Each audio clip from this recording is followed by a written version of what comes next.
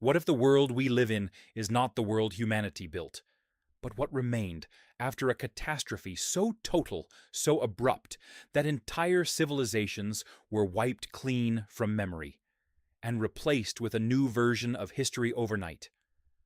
What if the year 1700 was not just another date on a calendar, but the moment someone pressed a reset button on the entire timeline of humanity? The deeper we look, the stranger it becomes. And it all begins with images, silent, precise, and unsettlingly real, left to us by the so-called ruin artists of the 16th and 17th centuries. Their paintings were never meant to be clues. They never imagined anyone centuries later would bring their engravings into modern digital clarity and stare in disbelief at what they had quietly documented. Ordinary peasants and merchants wandering through the shattered remains of colossal megalithic structures, using them as if they were nothing more than convenient shelters from the rain. There is nothing mythical about these scenes. The artists drew what was in front of them with near photographic realism, a level of precision made possible by the sudden appearance of the camera obscura during this very era. And yet, everything they recorded contradicts the official story we've been told. Imagine a shepherd resting beneath an arch large enough to fit the hull of a modern ship. An arch built from stone blocks the size of buses. Imagine a market square casually set up beneath ceilings, so tall they vanish into shadow. Imagine a barefoot child touching the base of a structure so massive, so old, that it carries the scars of erosion that should have taken thousands of years, yet appears almost freshly broken. And now, imagine these artists capturing all of this with absolute accuracy, completely unaware that future generations would accuse them of inventing fantasies simply because the ruins they painted no longer exist. But the truth is simpler. They didn't invent anything. They documented a world that was already ancient, damaged, and abandoned. A world that had stopped making sense long before their brushes touched canvas.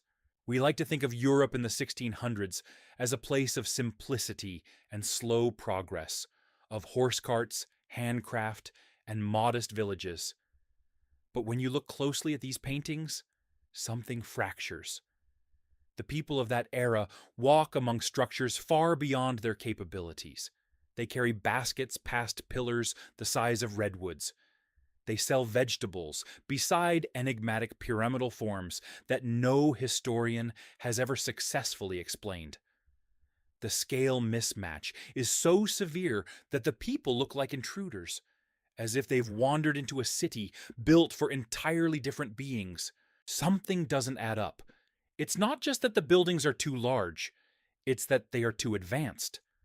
The precision of the stonework, the intricacy of the design, the sheer logistics required to quarry, shape, transport, and set in place millions of tons of material are far beyond the abilities of the societies depicted. They had no industrial infrastructure, no complex tools, no engineering institutions capable of coordinating such monumental construction. So how did these structures come to be? And why do the people in the paintings look as though they've simply adapted to them, not inherited them? When you stare long enough at these ruins, a disturbing picture forms, like an ant walking across a microchip. The ant can use the surface, climb over the ridges, and take shelter under the circuitry, but it has no concept of the system it inhabits. In the same way, the peasants and herders of the post-catastrophe world lived inside what was left behind by something far greater, unaware that they were occupying the remnants of a vanished civilization. And then comes the strangest part. All of this, the ruins, the erosion, the sudden leap in artistic precision, happens right before one of the most mysterious global events in recorded history, the chronological reset around the year 1700. Across Europe, in different regions and under different rulers, the calendar abruptly changed. A timeline stretching back more than 7,000 years was discarded and replaced with a clean new system. Historians describe this as a mere reform, an administrative necessity. But reforms do not erase entire eras. Reforms do not wipe away thousands of years of recorded time. Reforms do not reset the collective memory of a continent, unless there was something to hide. Picture a world reeling after a disaster. Picture survivors disoriented, wandering through broken cities too grand for their understanding. Picture elites, or whoever remained in positions of power, realizing that if the truth of what came before survived, if people remembered the civilization that had built these structures, then their own authority would mean nothing. And picture these elites deciding to rewrite everything: the timeline, the origin stories, the interpretation of ruins, even the concept of a dark age. Out of chaos, a new history was crafted, a new narrative, a new beginning. But the ruins remained, and the ruin artists, with their camera obscura-assisted precision, accidentally preserved what the rewritten history tried to bury. Today, when we compare those paintings with surviving structures, another layer of strangeness emerges. Historians claim the ruins are thousands of years old, yet photographic records from the last century reveal erosion processes far slower than expected. A structure claimed to be 700 years old shows barely a century of weathering when tracked through early photography. Another, allegedly from Roman times, appears essentially unchanged across 150 years of images. This discrepancy is not minor. It suggests that many of these ruins may have been only a few centuries old at the time they were painted, not ancient relics from antiquity. And that means the catastrophe that shattered their world may have happened far closer to our own time than we think. Around 1700, something global occurred, something so significant it would leave cities in ruin, erase an entire civilization, and force a new historical narrative into place. And somewhere in those ruins, embedded in stone and shadow, lies the truth we were never meant to uncover. But the strangest clue is yet to come. And once we confront it, the entire story of humanity begins to unravel. If the paintings of the 16th and 17th centuries show us a world already fractured, then to understand what truly happened, we must step back into the official version of history, the version taught in classrooms, printed in textbooks, and defended by scholars with an almost religious certainty. According to this narrative, Europe moved in a slow, predictable arc. Antiquity flourished. The Roman Empire fell. The Dark Ages descended, like a fog of ignorance, for nearly 1,000 years. And finally, the Renaissance revived the ancient spirit, leading to gradual modernization. It is a clean, linear story, one that comforts by providing order. But when we look at the paintings, the ruins, the mismatched timelines, and the sudden leaps in technology and knowledge, this ordered story begins to unravel. Because the people depicted do not look like descendants of great architects rediscovering their heritage. They look like wanderers living inside the abandoned shells of something far beyond their understanding.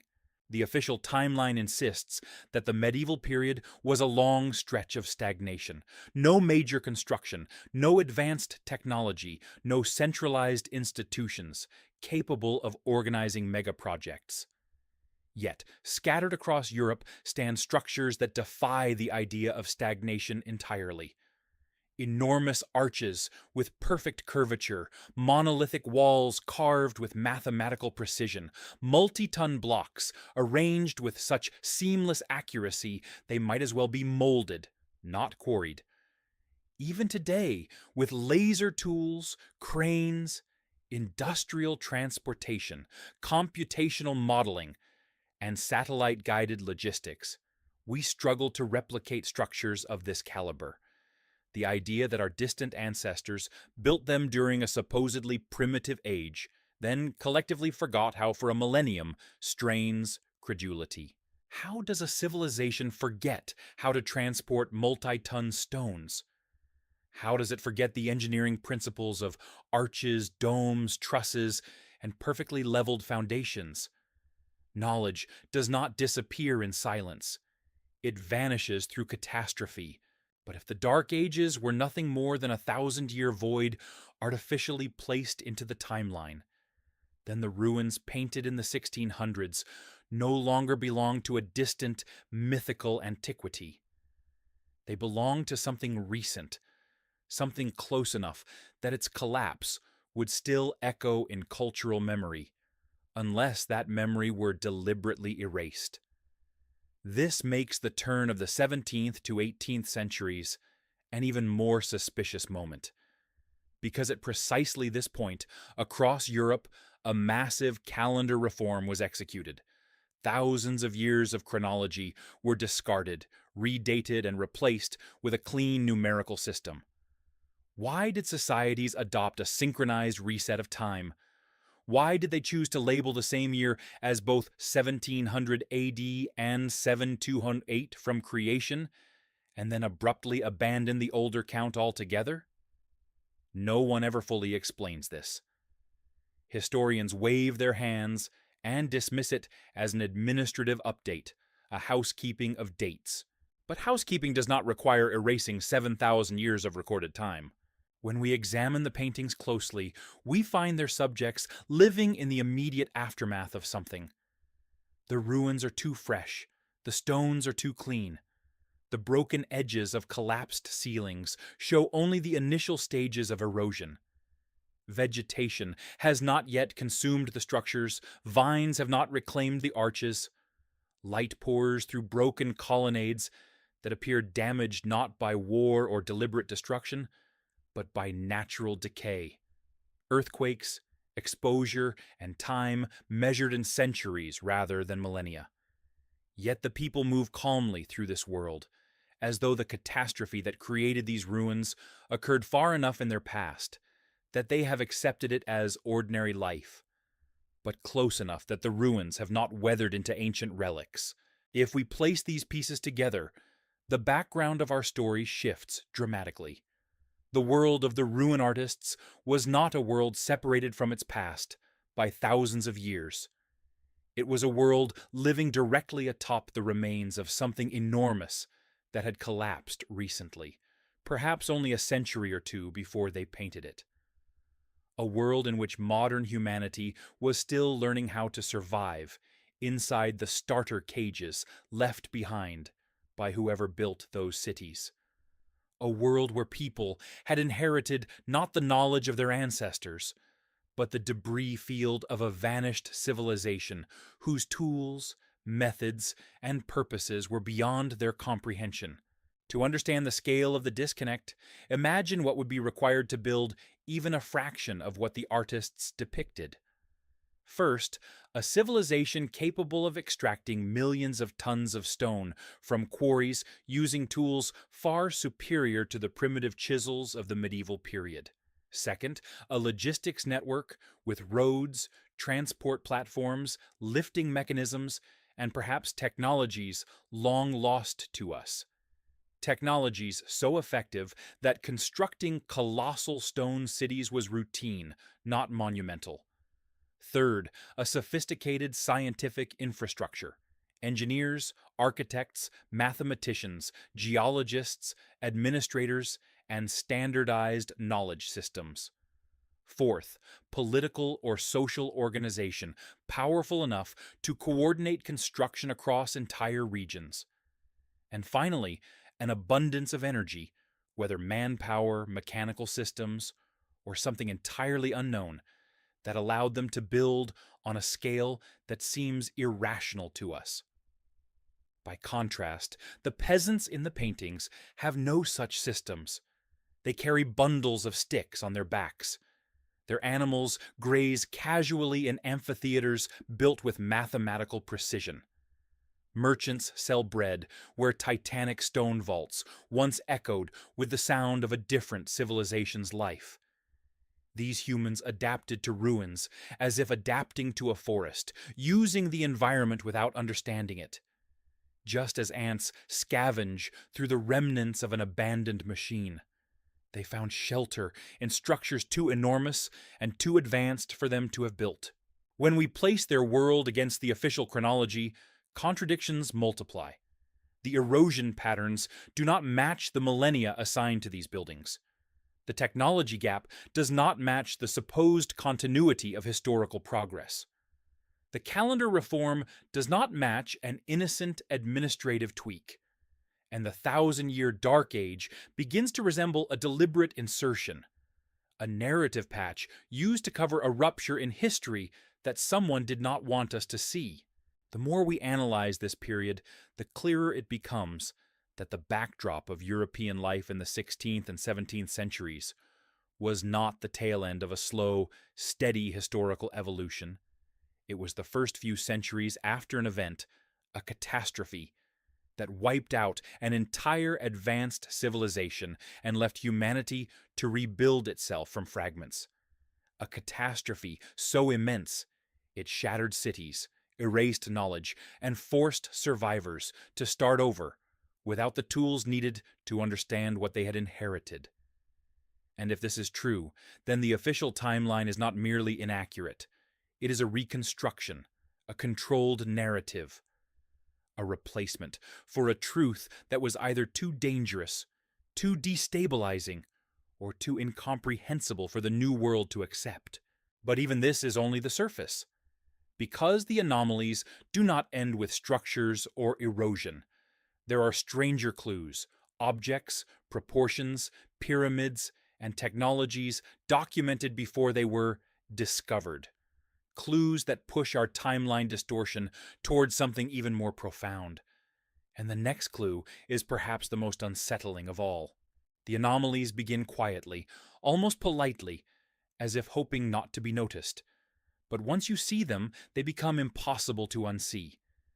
They multiply like cracks in a mirror, each one reflecting a deeper fracture in the official narrative. What starts as a strange detail soon expands into a chain of contradictions that no conventional historian can explain without resorting to vague gestures toward symbolism, artistic license, or the ever-convenient, they simply imagined it. Yet imagination does not carve stone. Imagination does not create structures that remain standing centuries later. And imagination does not explain why artists depicted technological impossibilities with the precision of an engineer observing reality. Let us begin with the most immediate anomaly: scale. Every ruin artist, Piranesi, Panini, and dozens of lesser-known painters, documents architecture utterly incompatible with the human beings who inhabit it. Doors 3 times the height of a grown man. Ceilings so tall that even in daylight they plunge into darkness. Columns broader than modern trucks. Archways wide enough to drive contemporary houses through.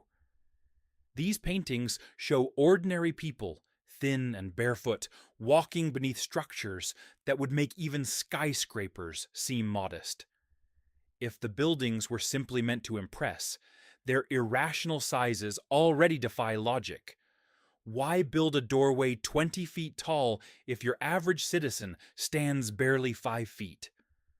Why carve a ceiling so vast that heating it becomes physically impossible with any technology the official timeline attributes to the era? Why construct chambers whose proportions suggest they were made not for humans, but for something else, or for some function unknown to us? Some propose that these structures were mere symbols of power, but even symbolic architecture must obey practical limits. A megalithic arch weighing thousands of tons is not a gesture, it is an engineering feat. A feat requiring tools, infrastructure, labor systems, and knowledge that should leave traces in the historical record. Yet those traces are absent.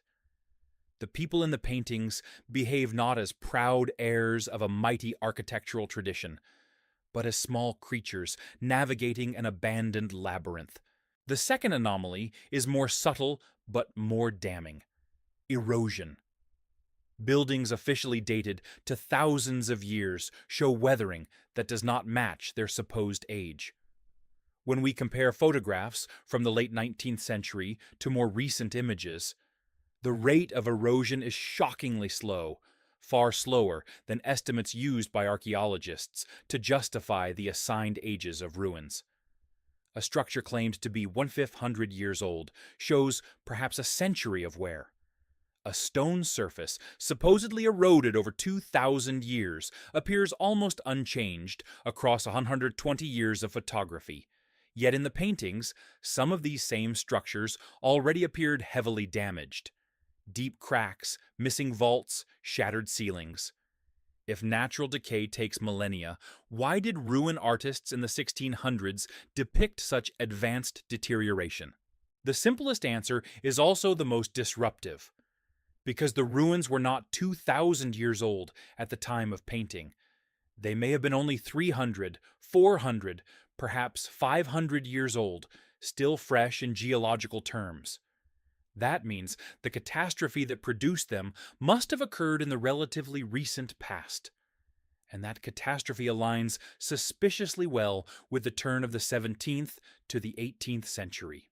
Then comes the anomaly that even historians admit, quietly, uneasily: Giovanni Paolo Panini's Pyramid in Rome.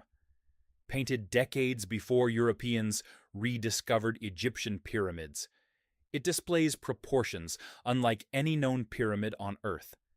Its ratio of height to base is unique. Its angled sides do not conform to Egyptian, Mesoamerican, or Chinese designs. Its purpose remains a mystery. And yet Panini painted it with the same architectural precision he applied to existing Roman structures, suggesting it was not fantasy. If it were imagination, why are its details consistent with real engineering principles? Why did he depict it nestled seamlessly within a landscape of ruins that scholars claim he rendered with accurate proportions? Critics argue that he invented the pyramid. But why would an artist invent a pyramid of unfamiliar proportions in a city where no such structure exists, and render it with attentive realism? If this were an imaginative flourish, why do similar pyramidal shapes appear in the works of other ruin artists of the same century?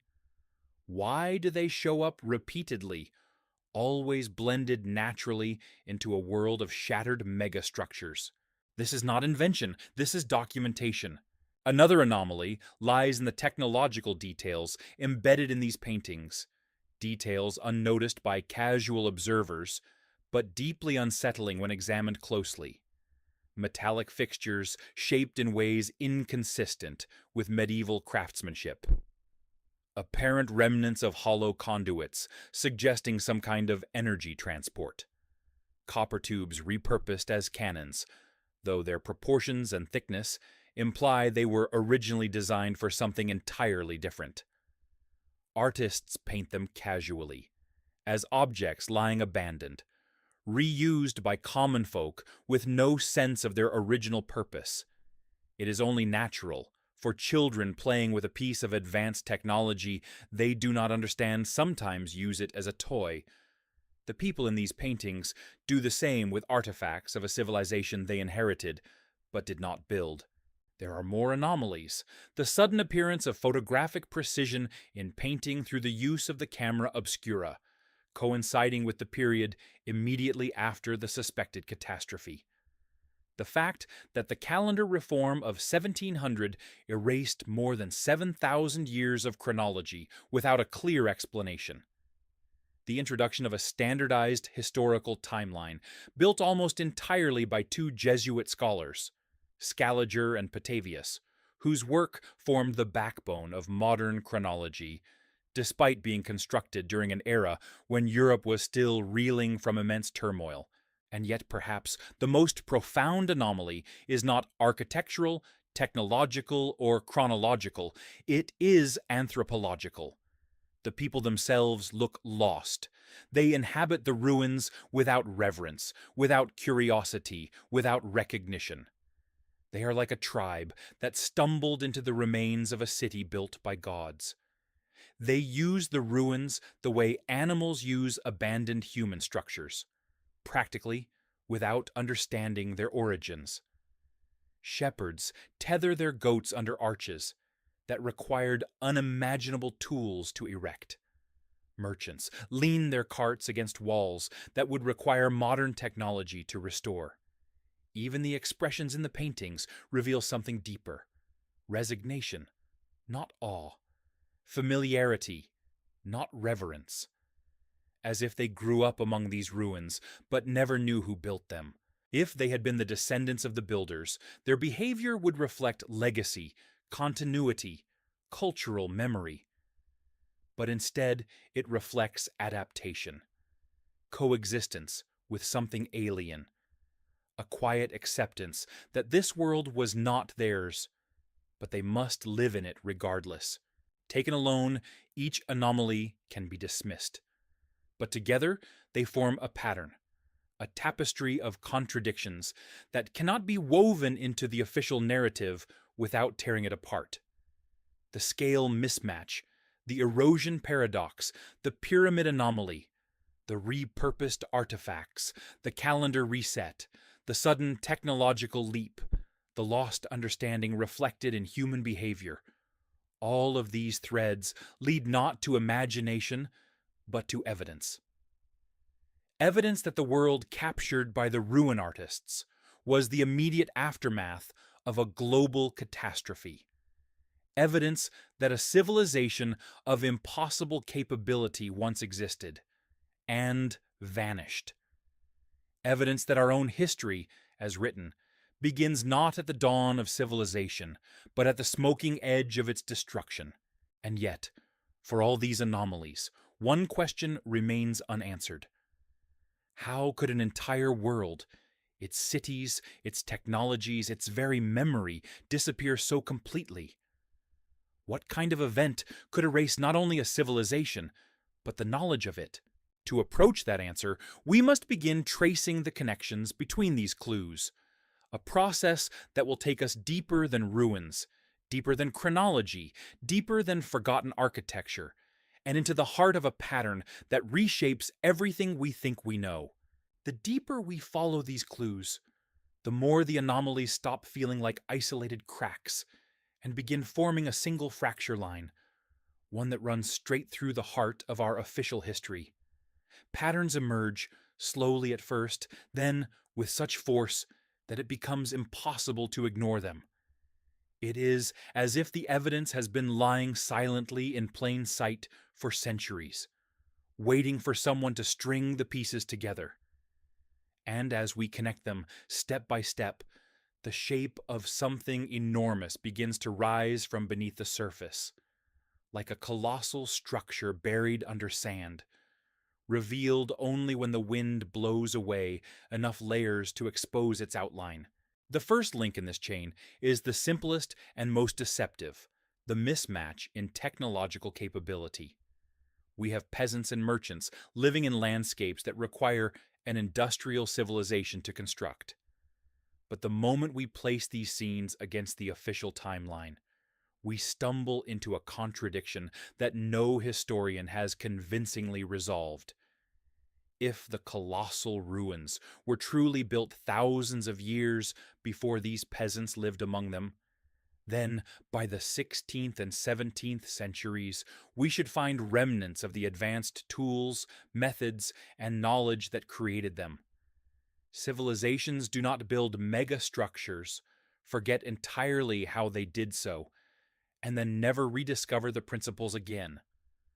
The Renaissance rediscovered ancient texts, mathematics, engineering, and philosophy, yet not a single credible source describes how to carve and transport multi-ton blocks with the precision seen in these ruins. If anything, Renaissance architects admired antique ruins precisely because they had no idea how to replicate them. They marveled at a greatness disconnected from their own abilities. Yet in the ruin paintings, these massive structures appear partially broken, freshly damaged, as though whatever caused their collapse occurred not centuries earlier, but perhaps only a handful of generations prior. The erosion patterns support this. The human behavior supports this. Even the tools depicted, primitive carts, wooden scaffolding leaning awkwardly against megalithic walls, suggest that the people who lived among these ruins were not custodians of a long legacy. They were transitional survivors, inheritors of a world whose builders were gone. The second link is the calendar reset. It is easy to treat a calendar change as a bureaucratic matter. But when the change is synchronized across vast regions, when it erases more than 7,000 years of chronology overnight, when it happens during a period already marked by social upheaval and unexplained cultural leaps, the event takes on a different character.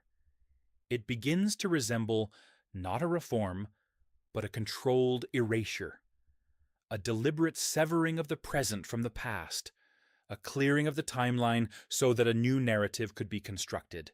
Consider how political power behaves after catastrophes. In moments of upheaval, after wars, after plagues, after the collapse of empires, there is always a rush to rewrite history. The winners reshape the past to justify their authority. The newly established elites claim continuity with a noble legacy, even if that legacy has nothing to do with them.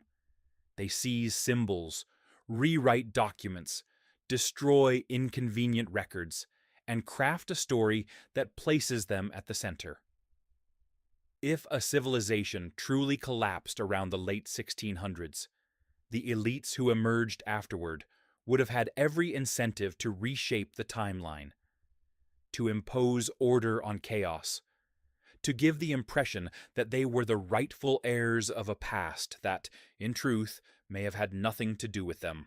And then we notice the third link, the 1,000-year Dark Age, a convenient hole in the timeline, a void that stretches across an entire millennium, allowing any anomaly, any misplaced technology, any inexplicable ruin to be dismissed with a simple, "Oh, they knew how back then, but then the knowledge was lost."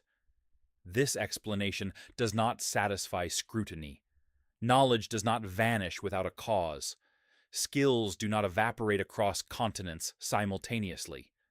A 1,000-year gap of stagnation is not consistent with the historical behavior of human civilizations. People adapt. People rebuild. People rediscover. They do not spend a millennium forgetting how to build arches, unless the Dark Age is not a real period, but a placeholder, a marker placed over a missing chapter, a patch in a broken timeline, a deliberate space inserted to cover up something that could not be explained within the new narrative. The fourth link lies in the strange technological items depicted in the paintings, objects that do not fit neatly into their surroundings. Copper tubes of proportions unsuitable for cannons, but ideal for something else. Hollow channels carved into stone floors as if for fluid, air, or energy transport, yet too advanced for medieval engineers to have conceived. Metallic structures that resemble components of mechanisms, not decorations. Artists painted them without commentary, without mythological framing, without highlighting their strangeness. That is the key. They painted them casually, because to them, these objects were simply remnants of the environment they lived in. They did not understand their original function. They merely used them as convenient materials, the way a tribe might use airplane parts to build huts after a cargo drop. The shapes and proportions of these artifacts suggest technological sophistication that had no continuity into the societies depicted. They inherited tools without inheriting knowledge. This leads to the fifth link, human behavior itself. Behavioral anthropology can reveal the truth when written records lie. And in the paintings, people behave exactly as animals do when introduced into an environment created by a higher intelligence. They adapt, improvise, repurpose, but never replicate. They live among monuments they cannot explain. They touch objects they find useful but cannot interpret. They treat grand ruins as ordinary shelters. Their use of space reflects survival, not cultural continuity. They appear to be living in a world that had been prepared for them, constructed long before they arrived, abandoned shortly before they inherited it. And then the sixth link, erosion. This is where geology quietly contradicts the official chronology. When a structure supposedly built in Roman times looks nearly identical in photographs taken 120 years apart, something is wrong. Either the structure is far younger than its assigned age, or the environmental conditions of the past were radically different. Yet, when ruin artists painted the same structures centuries earlier, they appeared already partially destroyed. The timeline collapses under its own weight. The erosion rate is incompatible with millennia. The fresh damage depicted by the artists contradicts claims of ancient antiquity. The only logical conclusion is that the ruins were young at the time of painting, perhaps only a few centuries old at most. This points again toward a catastrophe, sudden, global, and far more recent than official history admits. When all these threads are woven together, technological mismatch, behavioral evidence, erosion data, contradictory timelines, suspicious calendar resets, and anomalous artifacts, they form a single coherent picture. Not a patchwork of mysteries, but the outline of an erased civilization. A civilization that built the colossal stone cities. A civilization whose engineering defies our understanding. A civilization that vanished suddenly, leaving humanity to live in its shadow.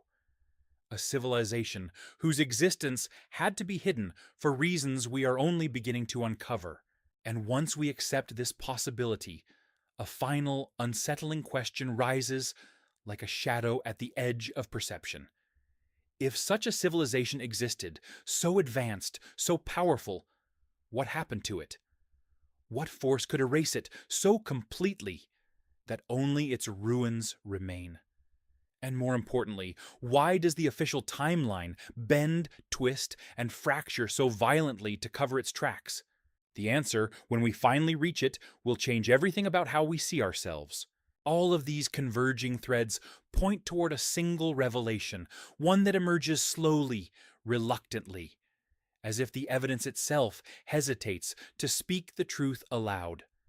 But the closer we examine the anomalies, the more impossible it becomes to ignore the shape that forms in the center. A civilization capable of engineering on a scale we struggle to comprehend must have existed before the people depicted in the ruin paintings. It must have possessed knowledge that allowed it to build so effortlessly that considerations of cost, labor, or practicality were irrelevant. And then, in a span of time so brief it barely registers in geological terms, that civilization vanished. Not faded, not declined, vanished. The question is no longer whether such a civilization existed. The question is what kind of world it created, and why everything built by it appears so alien to us. One possibility rises immediately. These colossal structures were built for beings far larger than ourselves. The giants theory is alluring at first glance, because the massive dimensions of the architecture seem to require proportionally massive users. But the theory collapses under scrutiny. Archaeology finds no consistent evidence of a giant race. A handful of oversized skeletons here and there cannot support the existence of a species capable of constructing entire stone cities. And more importantly, if such large beings existed in vast numbers, how did they disappear completely? Suddenly, with no transitional traces, no cultural remnants, no graves that match their scale. Thus, we are left with a more unsettling explanation. The ruins were not built for giants, but by beings of our size, beings who possessed technologies and methods so efficient that building on this enormous scale required no additional effort. The absurdly tall ceilings, the impossible doorways, the massive chambers. Perhaps they were not intended for habitation, as we understand it. Perhaps they were part of a system, a machine, a network, something functional, not domestic, something we inherited but could not activate. This is where the analogy of the microchip becomes unavoidable. An ant walking across a silicon circuit sees only a landscape of ridges and valleys. It sees no meaning in the shapes. It interprets no patterns. It cannot comprehend that the circuit performs computations, that signals travel through its pathways, that it was designed with purpose. The ant uses the surface pragmatically, shelter, shade, a path from one crumb to another. To the ant, the microchip is just terrain. To us, these ruins may be the same. We walk among conduits, vaults, arches, and chambers without recognizing their purpose. We repurpose what we can, but the deeper logic, the intended function, remains invisible. Then, consider the pyramids depicted by Panini. Their proportions differ from all known pyramids. They are neither tombs nor monuments. They lack internal chambers. They do not align with funerary traditions.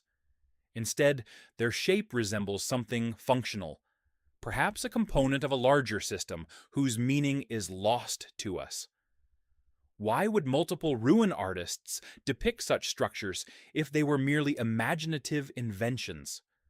Why do these pyramids appear with consistent geometric precision across different painters, as if they were recording something real? These pyramids stand not as symbols, but as functions, something built for a purpose we no longer understand. But if these structures were part of a coherent system, and if that system once spanned regions or continents, the catastrophe that destroyed their creators must have been equally vast. A localized disaster could not erase a civilization with such reach. It would require something planetary in scale, something that struck so fast and so violently that continuity was impossible. Earthquakes, floods, celestial impacts, rapid climate shifts, or something more mysterious. Whatever the cause, the aftermath is visible in the paintings. Ruins still sharp in their edges, freshly broken, inhabited by people who clearly did not build them. At this point, the timeline becomes our next key to unlocking the mystery. The 17th century is filled with abrupt transitions.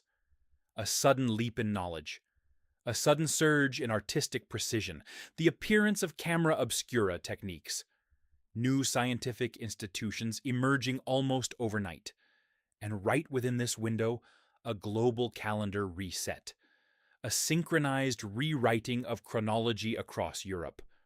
Why would such a reset be necessary unless the old timeline no longer fit the new reality? Unless something so massive had happened that the historical continuity itself broke? It is here that the deeper pattern emerges. The structures were not built by giants, but by humans, or human-like beings, who possessed a level of technology that appears magical to us. When this civilization collapsed, humanity did not rise from its ashes. Humanity was already here, but in a subordinate position, a younger species, a domesticated species, a species given tools and environments designed not for glory, but for survival.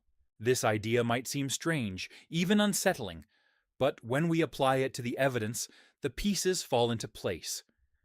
Every domesticated animal today lives in a world prepared for it by a more advanced species. Dogs sleep on cushions they did not sew. Cats drink water from bowls they did not craft. Horses walk in stables that were built for them, not by them. A domesticated species inherits a ready-made world. It adapts to symbols and objects it cannot interpret. It learns routines, not purpose. In the ruin paintings, we see humans behaving exactly this way. They live among colossal shelters. They repurpose artifacts. They show no reverence for the architecture because they do not understand it. They treat the enormous world around them as if it simply exists. This is not the behavior of descendants preserving a legacy. It is the behavior of inhabitants using an inherited environment, just as pets use the spaces designed by their owners. Now imagine this on a civilizational scale. Imagine that the builders, whoever they were, constructed a world to house humanity. Not as equals, not as apprentices, but as domesticated creatures, provided with enough knowledge to survive, but not enough to replicate, provided with shelters, tools, and simplified instructions. Then imagine that something happened to the builders, something catastrophic, something that erased them, leaving their creations behind. Humanity, left alone and confused, simply continued living in the only world it had ever known. This model explains the scale of the ruins. It explains the mismatch between environment and user. It explains the strange objects depicted in the paintings. It explains the sudden collapse, the calendar reset, the abandoned technologies. And it explains why the ruins seem to speak when we study them, why they reveal patterns that the written chronicles deny. If this is true, then the catastrophe of 1700 was not merely the destruction of an advanced civilization. It was the moment humanity became orphaned, the moment the owners disappeared, the moment we were left in a world too large for us, armed with memories we never made, surrounded by tools we did not design. And from this point onward, every human civilization, every empire, every religion, every technological leap becomes not a continuation of the past, but an attempt to imitate it, a cargo cult on a global scale. To explore this fully, we must now confront what the builders themselves might have been. Not gods, not giants, but something far stranger and far closer to us than we would like to admit. All the clues circle back to a single, inescapable moment, the realization that the civilization behind these ruins was not mythical, not symbolic, and not a distant ancestor of ours. It was something entirely different, something that regarded humanity not as its future, but as its project. And when we re-examine every anomaly through this lens, the theory that once seemed outrageous begins to feel like the only explanation that fits. Let us return to the most uncomfortable point. Humans, as a biological species, are spectacularly ill-equipped for survival. We lack claws, fangs, fur, natural armor, or significant strength. We are slow, fragile, and vulnerable to cold, heat, predators, hunger, sickness, and injury. We cannot outrun wolves, cannot climb like primates, cannot swim like fish. A newborn human cannot survive even minutes without care. And yet, somehow, against all evolutionary logic, a species that should have been wiped out by the first winter storm not only survived, but became the dominant life form on the planet. How? Evolutionists gesture toward intelligence, but intelligence without tools is useless in the natural world. A genius with no shelter or fire dies as quickly as an animal with no instincts. Intelligence is only an advantage if it is paired with infrastructure, knowledge, fire, clothing, agriculture, housing. But where did this infrastructure come from? If humanity truly evolved gradually, then we should see a continuous trail of increasingly sophisticated shelters, tools, and techniques. Instead, We see abrupt appearances, sudden leaps, knowledge that seems to emerge out of nowhere, unless it didn't emerge, unless it was given. This brings us to the heart of the hypothesis. Humanity was placed into a world already built, a world prepared in advance, a world of structures, shelters, technologies, and systems designed for our survival and development, systems we inherited but did not create.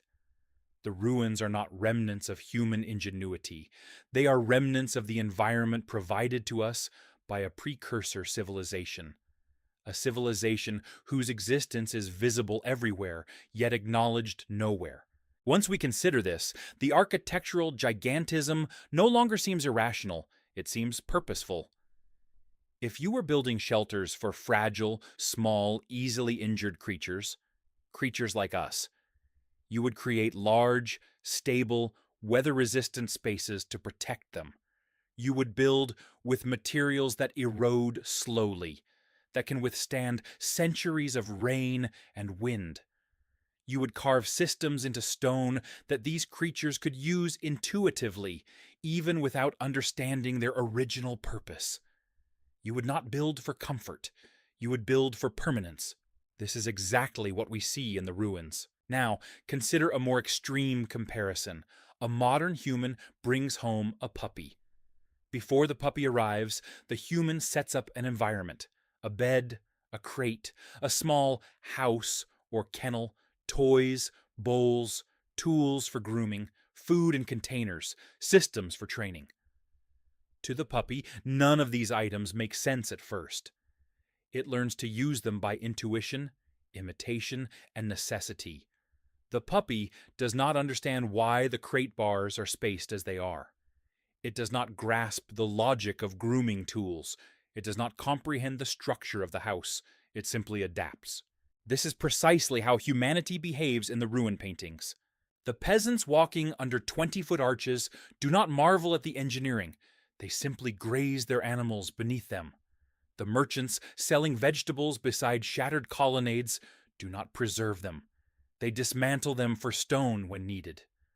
The shepherds sitting beneath magnificent vaults do not question the height. They treat it as shade. These people act not like heirs of greatness, but like animals placed inside a built environment.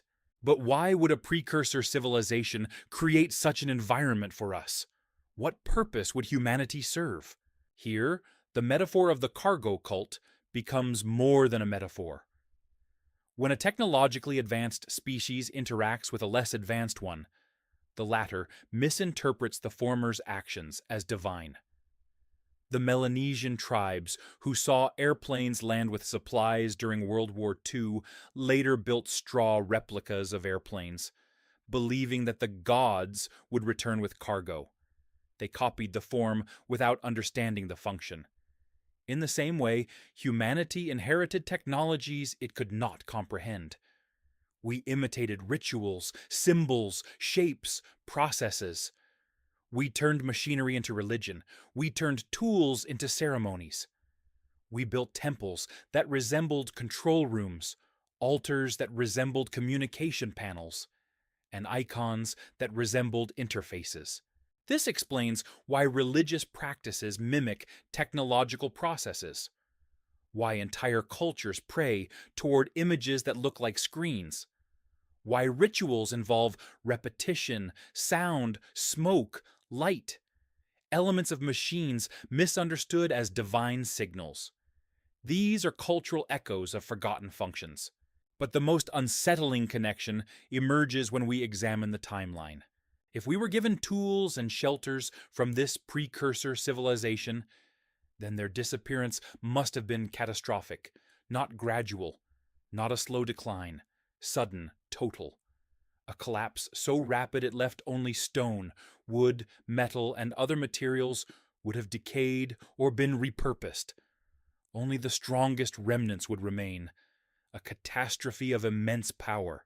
What kind of event could erase such a civilization? The clues point to something global around the year 1700, something that caused widespread ruin, triggered massive social disruption, and forced a complete rewrite of history. The synchronized calendar reset is the strongest evidence of this. Time itself was rewritten. 7,000 years of chronology vanished. A new era began.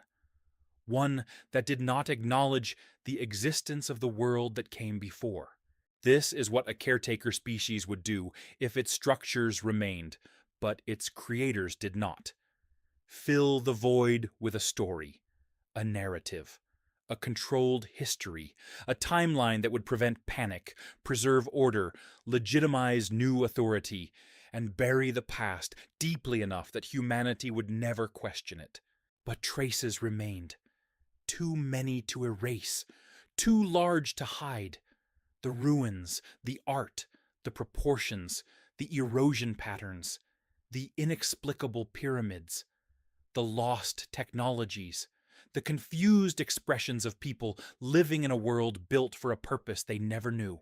And once we assemble these pieces, the theory becomes clear. The civilization that built the megalithic ruins was not destroyed slowly. It was wiped out. Humanity was left behind like an orphaned species in an abandoned zoo. The shelters remained, but the caretakers vanished. And the world we call history is nothing more than our attempt to make sense of a world we never built. This brings us to a final, disturbing realization, the one the evidence has been leading to all along. If humanity was given an environment, then humanity had a function. We were created, placed, or nurtured for a reason. The ruins were not random monuments. They were part of a system, a network, a design, and that design implies purpose. To uncover that purpose, we must step beyond artifacts and structures. We must look at the mechanisms of control, the erasure of memory, the manipulation of culture, and the strange consistency of myths worldwide. Only then can we begin to understand why the world we inherited feels incomplete, like the remnants of a plan whose architects disappeared before they could explain it. And now, with the pieces assembled, we are ready to confront the question that changes everything. Not. If we accept that humanity inherited a world built by a precursor civilization, then the next step in our investigation is to test this theory against the remaining fragments of evidence. Fragments that survived the catastrophe, the erasure, the rewriting, and the slow repurposing by the people who lived among the ruins. Up to this point, we've examined the structures, the behavior, the erosion, the timeline, and the uncanny technological artifacts. Now, we must look at the final pieces, the remnants of knowledge, the echoes of intent, and the traces of a purpose so deeply woven into our existence that we overlook it entirely. When the builders disappeared, humanity did not fall into total collapse. Instead, we entered a period of confusion, a period historians later labeled the Dark Ages, though the term itself is a manipulation. In truth, it was not a dark age caused by ignorance. It was an age of amnesia, an age in which the environment remained, but the instruction manual vanished. The people who lived immediately after the catastrophe behaved as any domesticated animals would when left unattended. They survived using whatever tools they could understand, imitated the behaviors they remembered, and ritualized those they did not. The remains of colossal engineering became places of worship, not because they were designed as temples, but because their unfamiliar geometry inspired awe. Humans assign meaning to what they cannot explain, but the most revealing evidence of our inherited condition is not physical, it is cultural. All over the world, we find myths describing advanced beings who taught humanity essential skills. The Sumerian gods teach agriculture and astronomy. The Egyptian gods teach architecture and writing. The Greek gods grant fire and technology. The Hindu gods establish cosmic order and mathematics. These stories are nearly identical across civilizations that supposedly had no contact with each other. Either they all hallucinated the same thing, or they were remembering something real, a memory interpreted through the lens of a confused species. The myths describe the builders not as supernatural, but as powerful, knowledgeable, and distinct from humans. They arrive, they teach, they build, and then they disappear. What remains after their departure? Confusion, reverence, stories, and ruins. Even the oldest religious texts describe humanity as created or shaped by more advanced beings. Whether interpreted literally or symbolically, the consistency is undeniable. Humanity begins not as a feral creature, slowly inventing culture, but as a guided species introduced into a world already structured. A species taught survival rather than discovering it. If you were designing a world for a species like us, you would not leave them in the wild. You would provide shelters, tools, water, food sources, and simple systems. You would also encode certain patterns, rituals, and stories that help structure behavior. You would teach them just enough to be functional, but not enough to surpass your control. This becomes even more striking when we examine the sudden appearances of advanced knowledge in early civilizations. The Sumerians, the earliest recorded society, appear mysteriously with fully formed writing, legal systems, astronomy, agriculture, irrigation, and mathematics. No gradual development, no primitive versions, just instant sophistication. Egypt, too, emerges suddenly with writing, architecture, and astronomy all appearing fully developed. Civilizations do not emerge like that unless they inherited something, unless they were given tools, not discovering them incrementally over millennia. Then there's the matter of our own biology. Human beings possess traits that defy evolutionary continuity. Our brains are disproportionately large and metabolically expensive. Our infants are born prematurely compared to other mammals, requiring years of care. Our backs, knees, and feet are poorly adapted for long-term bipedal movement. Our skin is unusually vulnerable. Nothing about our anatomy suggests a creature shaped by the slow pressures of natural selection. Instead, we appear optimized for cognition at the expense of physical survival. A design choice, not an evolutionary accident. If the builders engineered or accelerated our development, then their infrastructure, the megaliths, the gigantic shelters, the energy systems, were part of this design. When they vanished, humanity retained enough memory to imitate some aspects of their world, but not enough to understand what it was for. This is where the cargo cult pattern emerges in full. The ritualization of misunderstood processes, the translation of technology into religion, the preservation of forms without function. Consider bronze cannons. The people who inherited them used them as weapons, stuffing them with gunpowder and firing projectiles, because that was the only function they could imagine.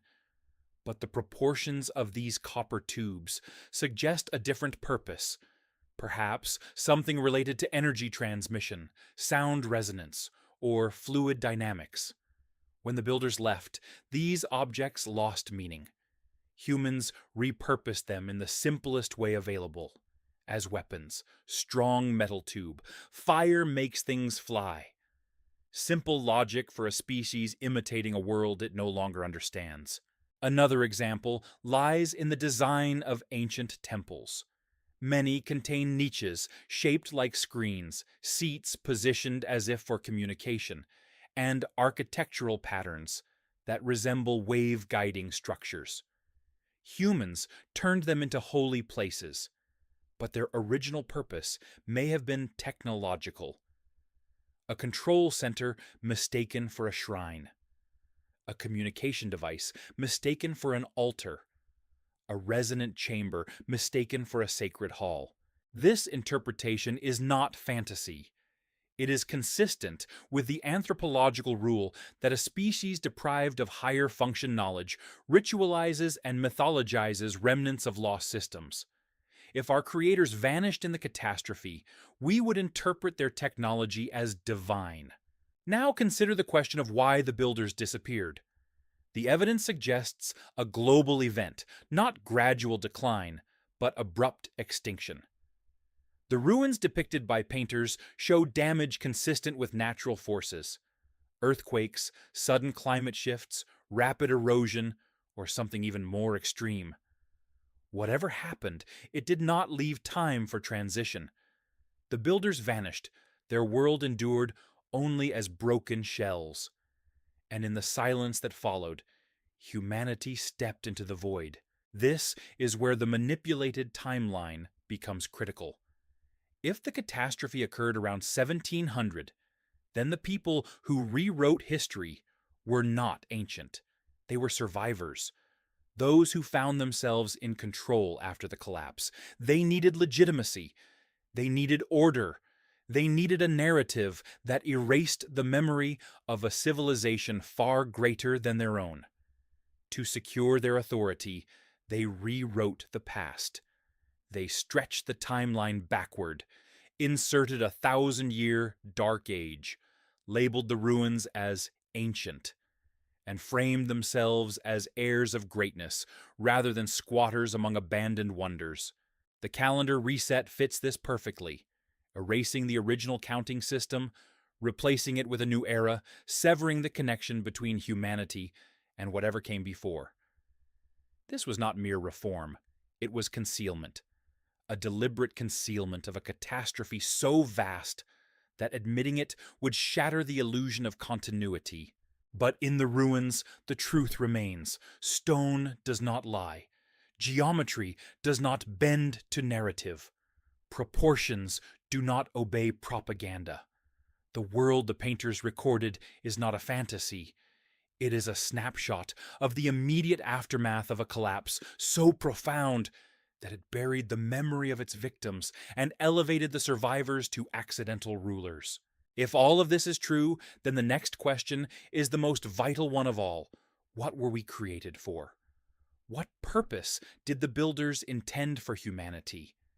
And is that purpose still embedded in our nature, silently guiding us even now? To answer this, we must follow the last and deepest thread, one that leads not into the ruins, but into ourselves. If we are truly the inheritors of a world we did not build, shaped by hands we never knew, then the final and most unsettling question becomes unavoidable. What were we made for? What role did humanity play in the world of the builders? And what fragments of that purpose still echo in our behavior today? To approach this question, we must turn our attention inward, toward human nature itself, toward our instincts, our fears, our desires, and the strange contradictions embedded deep within our species. Because if a creature is shaped for a purpose, its biology and psychology inevitably carry the imprint of that intention. Begin with the simplest observation. Humanity does not behave like a wild species. We behave like a managed one. Our instincts are not aligned with survival in the natural world. We fear the dark irrationally, not because darkness poses greater danger than daylight, but because something in our collective memory associates night with threat. We crave social structure obsessively. We cannot tolerate prolonged isolation without psychological deterioration. We invent hierarchies instinctively, even in groups formed hours earlier. We experience existential anxiety, a trait unheard of in other animals, as though we sense a missing context, a role that once explained our existence, but has long been forgotten.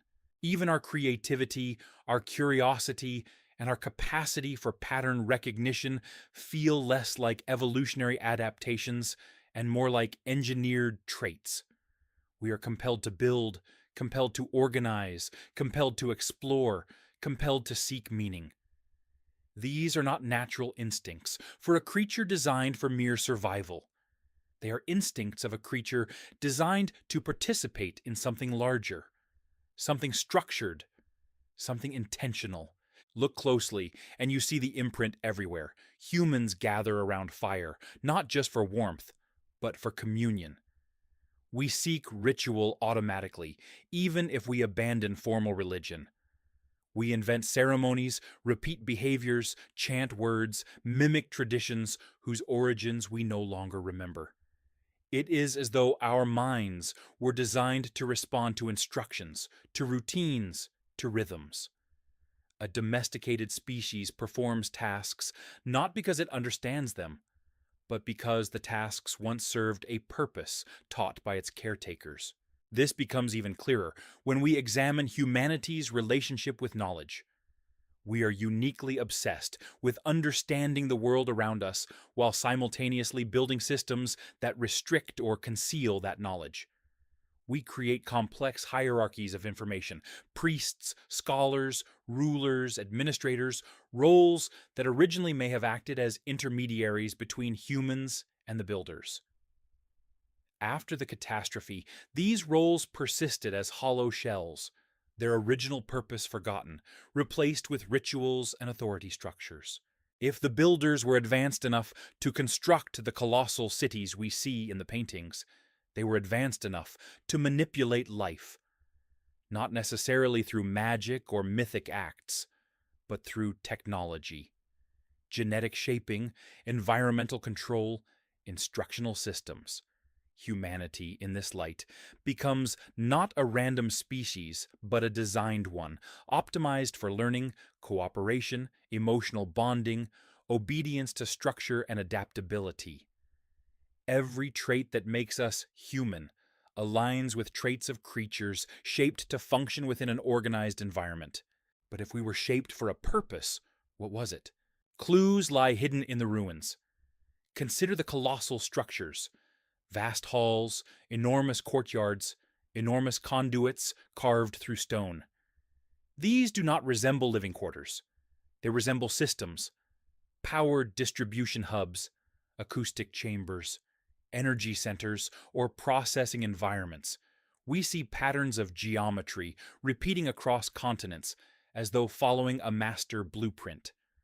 If the builders used energy systems we no longer understand, geometric, acoustic, electromagnetic, the immense scale suddenly appears rational. For a technology operating on planet-wide principles, structures need not conform to human dimensions. They conform to function. Where does humanity fit into this system? Perhaps our role was custodial. Guardianship is not a mystical idea. It is a practical one.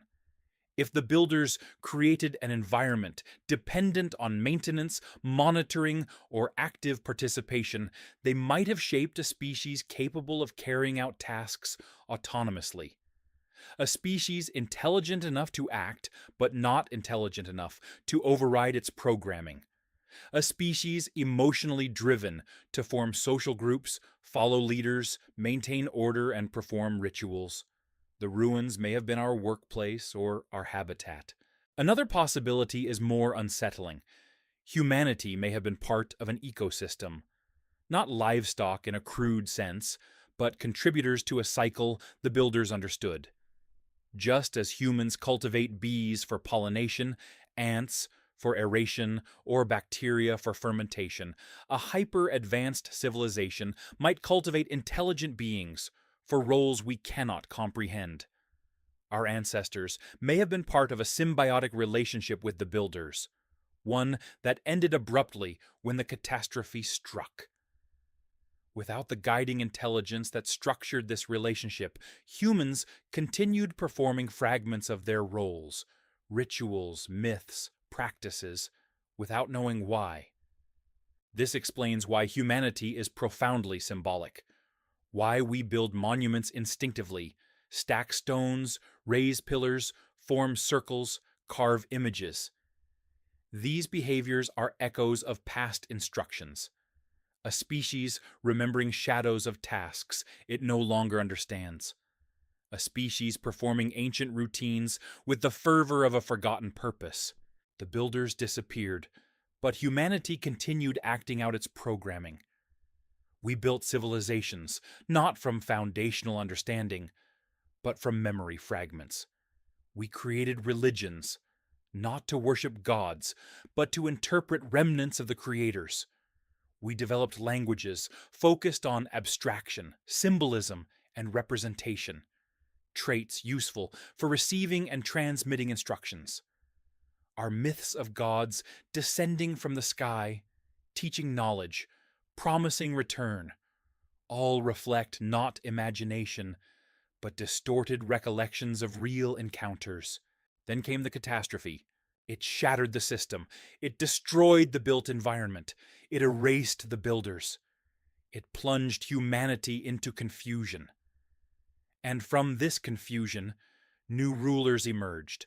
Those who stumbled upon remnants of knowledge, claimed them as their own, and rewrote the past to hide the truth of our origins.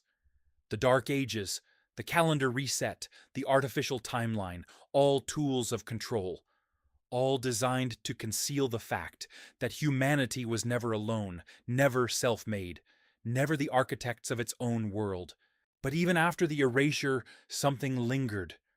A whisper, a pull, a sense that we are incomplete, that something is missing. This is why humans search compulsively. We seek hidden truths. We probe the universe for life. We look to the stars with longing, not curiosity. We feel a void inside us that achievement cannot fill. A longing not for power, but for understanding. It is the longing of a species separated from its purpose, not lost, abandoned. And now, as we study the ruins, we are beginning to sense that purpose again. The colossal structures were not only functional, they were communicative. They were messages in stone, lessons, records, systems. Their geometry encodes principles we have yet to rediscover.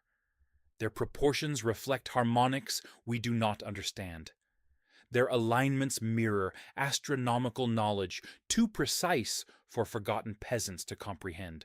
In their silence, the ruins speak, not of worship, but of design, not of myth, but of architecture, not of gods, but of builders. And if the builders shaped us for a reason, then the ruins may still hold the key to that reason. They are not relics. They are instructions.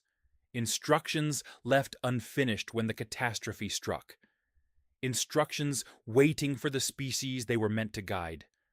Instructions waiting for us.